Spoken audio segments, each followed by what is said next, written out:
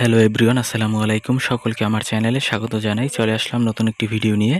তো ভিডিও শুরুর প্রথমে বলে রাখি, যারা আমার চ্যানেলে নতুন দয়া করে আমার চ্যানেলটি সাবস্ক্রাইব করে দিতে ভুলবেন না। যারা ইতিমধ্যে দিয়েছেন তাদেরকে জানিয়ে অসংখ্য ধন্যবাদ। তো আজকে ভিডিওর বিষয় হচ্ছে প্রাইমারির যে 14,000 শিক্ষক নিয়োগের নিয়ে যে চলমান অস্থিরতা বিরাজ করছে, এটি নিয়ে আজকে আলোচনা করা হবে। তো দেখেন, এখানে বলা হয়েছে প্রাথমিক নিয়োগ প্রক্রিয়া রিভিউ হচ্ছে না। ববি হাজ্জাজ গণশিক্ষা প্রতিমন্ত্রী বলেছেন, কিন্তু আজকে এখানে বলা হয়েছে প্রাথমিক শিক্ষা খাতে 14,000 সহকারী শিক্ষক নিয়োগ চলমান জটিলতার মধ্যে অবস্থান স্পষ্ট করেছে প্রাথমিক ও গণশিক্ষা প্রতিমন্ত্রী ববি হাজ্জাজ। তিনি জানিয়েছেন, নিয়োগ প্রক্রিয়া এখনও সম্পূর্ণ শেষ হয়নি এবং এটি দ্রুত সম্পন্ন করা জরুরি। কারণ হচ্ছে সরকারি প্রাথমিক বিদ্যালয়গুলোতেও শিক্ষক সংকট রয়েছে। এজন্য কিন্তু তিনি বলেছেন যে আর রিভিউ হবে না। তো এর আগেও কিন্তু আমি ভিডিও তৈরি করেছিলাম যে রিভিউ হওয়ার সম্ভাবনা ছিল।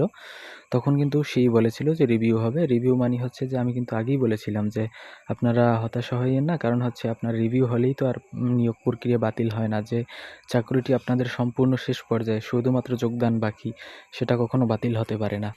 তো দেখেন, এখানে আরও বলা হয়েছে রোববার সন্ধ্যায় এক আলাপে গণশিক্ষা প্রতিমন্ত্রী এসব কথা বলেন।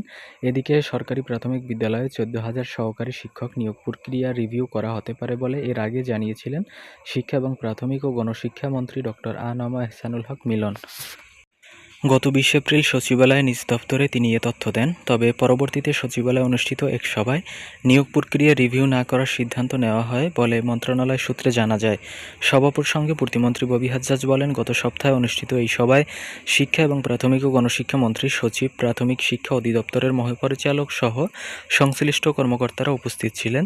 সেখানে চলমান নিয়োগ প্রক্রিয়া আগের মতোই চালিয়ে যাওয়ার সিদ্ধান্ত হয়, অর্থাৎ নিয়োগ প্রক্রিয়া কোনো পরিবর্তন আনা হচ্ছে না।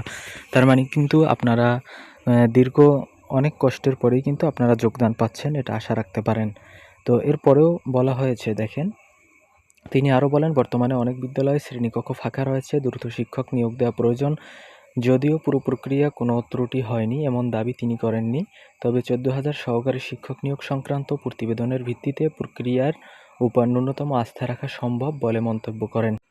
তো আজকের নিউজটি কিন্তু আপনাদের জন্য খুবই আনন্দের নিউজ। তো এর পরবর্তীতে যেহেতু রিভিউ হবে না, তো ধাপে ধাপে আপনাদের কার্যক্রম চলমান থাকবে ইনশাল্লাহ, আশা করা যায়।